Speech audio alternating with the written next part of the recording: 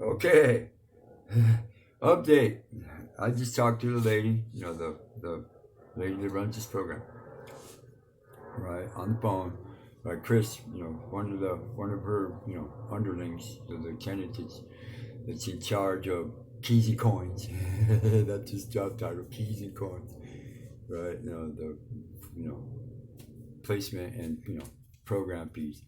Right. Anyways, he came in and I talked to him and he's like, well, let me call her right now and let's talk to her. And so, right, I just talked to her and because like I was talking about the other day in the previous video about how I paid up pretty much saying half of the month's fees and all this stuff and the unfortunate situation with the job stuff and all that stuff, right? And because I haven't been a troublemaker and because I did all the required stuff and my parole officer was he gave me a high recommendation with her, you know what I'm saying, and a bunch of other stuff, right? Because I am reasonably intelligent and I got experience with this kind of thing, right?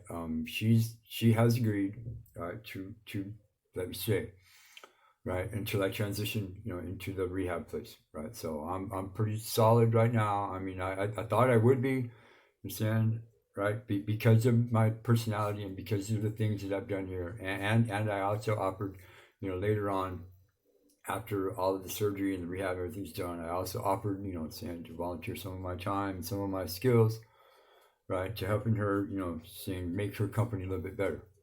I mean, there is room for improvement, here in the organization and the operational side of the way this program and this company works. You know what I'm saying? Because I mean, it's not funded by the state of Arizona, none of that stuff. I mean, this is a private entity that's funded by program fees. You know what I'm saying? And it's a good program. It really is. I mean, it's a private program. You know what I'm saying? But it's somehow, some way, she got in. She got connected with the state. You know what I'm saying? And got licensed, right? You know what I'm saying? And all that stuff. The right permits and everything else, right? To be a halfway house shelter type thing for parolees, which takes a lot of work. It's for any state, not just Arizona, but it takes a lot of work. You got to be right. You know what I'm saying? You gotta have all the right, you have to have the right background. You gotta have the right amount of money. You gotta get the right permits and licenses and certificates and all that stuff. You have to have at least right, because she takes in she takes in the SMIs too, and she has a house standing up north, farther north from here, right, which is like basically where the main office and all that stuff is. But she takes in the SMIs and she's got a house up there for a bunch of them guys. You know what I'm saying? And the way her program works for that is they take them in, right? They get them hooked up with SSI or SSG, whatever. They get them, on access and EBT and all that, and they collect their cards. And because they're all contained right there in that house, there's about 25 of them that are really SMI, and they have a couple. They have house manager, two assistant house managers, a couple of the guys that are not so severely SMI, they're functional, that understand, right, and then they run it like they run it like a chopper house. Saying they cook food for them a couple times a day, and they line them all up, feed them, it's like a little chow thing, right? They keep track of them, saying they can make sure that they have an older guy, Gene, that runs around. He's got a car, right, that takes them to their doctor appointments and stuff. Saying to their psych evaluations and all that stuff, and they're not confined. And Sam, they're not restricted in any way. And Sam, but if they want to go to the store somewhere, because they live up farther up in Midtown, Sam, up in the school, and there's a bunch of stores up down in school out there, Goodwill, and but they want to go, they have to go with one of the assistants, right? Or Gene takes them in the car or whatever. If they want to go buy some clothes or anything. I mean, most of these guys are I mean, they, just stress, streets, chemical imbalances in their brains, saying there's a lot of different reasons to become SMI, I'm saying, and SMI, like institutionalization, rears its head, saying a lot of different forms, saying some guys are aggressive, some guys are passive aggressive, Some guys are just off into their own little world, and they, talk to themselves and their demons all the time. Other guys are just quiet.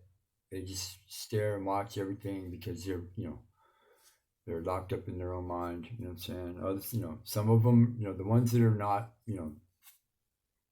as severe, right? They have PTSD issues. They have, fear issues. They have, you know, psychiatric issues, right? You know what I'm saying? But she does a very good job of keep track of them and take care of them, right? Feeding them, housing them. You know what I'm saying? But they have a pet dog up there, big old female pit bull. It's like 10 years old or something. That's the friendliest thing ever, right? It just loves being loved, and it's a proven fact. In the medical industry, medical, right? That a dog, or a cat or a pet or something, right, does help people with these kind of issues. It helps them reconnect with their inner kindness, right, and love, and those things. And then the big doggy loves it. She just loves it. Her name is Lady. She just loves it, right? I mean, but it's just right when you got 140-pound pit bull laying on your lap watching the Days of Our Lives. You know what I'm saying? I mean, right? Because when I first came to this program, when I first got out, I spent the first 2 days up there at Turney House, right? And it's an experience. Yes, it is for someone who's not SMI. You understand? And it gave me a good insight, gave me a good clear look into the window of what her program was about, right? And I know a few other guys in various other houses, because she has a number of houses, you understand, in different parts of this city, Phoenix, you understand, Tempe, right? You understand where there's probably hundreds, between 100 and 140 guys in this program right now, and I would say 70-75%, 80% of them work, you understand, and pay their program fees, you understand, which pays for this whole program. I mean, pays the mortgage payments on the houses, pays the utility bills, pays the trash, the water, right, the gas, right, property taxes, and all the other stuff, right, provides, I mean, I think she has a couple, 2, 3 permanent employees, right. All the rest of the staff, are pretty much volunteers. There are guys that progressed through the program that she handpicked, right, and groomed, right, to have the position that they have. House managers. House managers are handpicked by her. They're groomed, but they're guys that live in the house at work. And they deal with the issues of the house. And so far, I mean, she's had this program now for like almost 2 years, I think, and so far she's helped over 300 individuals, both men and women, because she has house for women too, right? She's helped them transition back into the real world, back into life, be a productive citizen of the city of Phoenix, state of Arizona, pay your taxes, right? A lot of the ones that have programmed out, have vehicles, have their own place, have a decent job, right? Have integrated back in with their family, and those that have families that are here. It is a good program, right? I mean, if there were more programs like this for individuals like me, right, and my roommate, there a lot. It would do a lot to try to like ease the recidivism rate towards prison. It would keep a lot of these guys, because there's we have a couple of them right now that have only been out a few days. And because task hasn't hit them yet with their mandatory UA thing, right? They seem to think that they listening and talking to these idiots around here, saying, oh yeah, they didn't hit me for 30 days. Oh yeah, they didn't get me for 5 weeks. They didn't get me for 6 weeks. Blah, blah, blah, blah. They seem to think that that they can smoke, because we have a couple of card holders here, right? They seem to think that they can smoke and everything will be fine. But what they don't realize is that the free 30 days that the PO gives them in the task program is for them to clean up, right, any residual drug use or abuse they did while they were in prison. Right, and then that's why they don't hit you for the first UA for at least 30 days, right? Because and then when they do hit you, and you test positive for weed or meth or heroin or whatever, alcohol. You know what I'm saying? They have you. They got you right here because they know themselves that you had 30 days to clean up, and if you didn't clean up in those 30 days, you have been using, right? You know what I'm saying, in that 30-day period. And so that's, you know, and Kabingo, my ex-roommate Jerry is a prime example. Jerry thought he was in the clear, right? They had hadn't called his number for 6 or 8 weeks. You know what I'm saying? Thought he was good, right? And old habits resurfaced, right? And it's tested positive for methamphetamine. And guess where Jerry is right now? Yeah, he's probably going to end up doing all of his parole all over again, right? And he had a year and 3 months of parole, so he's probably going back to prison for that year and 3 months, right? But he just finished doing 9 months, right, on parole. See, so in the state of Arizona, at 85% law, you know what I'm saying, if you violate parole, once you get out, you violate parole, right? You could end up doing 115% of your sentence, because the last 15% of it, right, is the mandatory community supervised parole, right? And if you violate that to the point where the parole officers, right, return you back to prison, then you start all over again. It's like you didn't get released at all, and you're adding, that last 15% to your sentence, right? That's the way it works here, 85%, right? There ain't no 2 for 1s or 3 for 4s or 50% or 65% time. They've been trying to change this law for the last 25 years. The last shot they had at it was 6 or 7, 8 months ago when I was still in, right? And they were trying to reduce the time to 65%, right? With mandatory 6-month parole and programs and all this other stuff across the prison. It wasn't just for the murderers or the bank robbers or the sex offenders or the drug offenders, or saying, it was across the board. They were trying to change the law, right? The sentencing structures and stuff from 85% with community supervised parole to 65% with mandatory parole.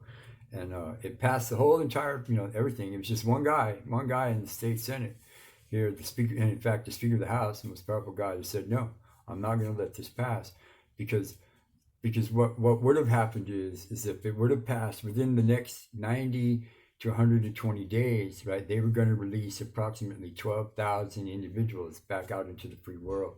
And these were offenders all across the board, right, who would have gotten their sentencing restructured, and a lot of these dudes had already done more than 65% of their time, but had not yet quite come up to their 85% mandatory release date, right? So this dude said, no, I ain't turning 12,000 convict criminals loose on the streets of my city. There's no way.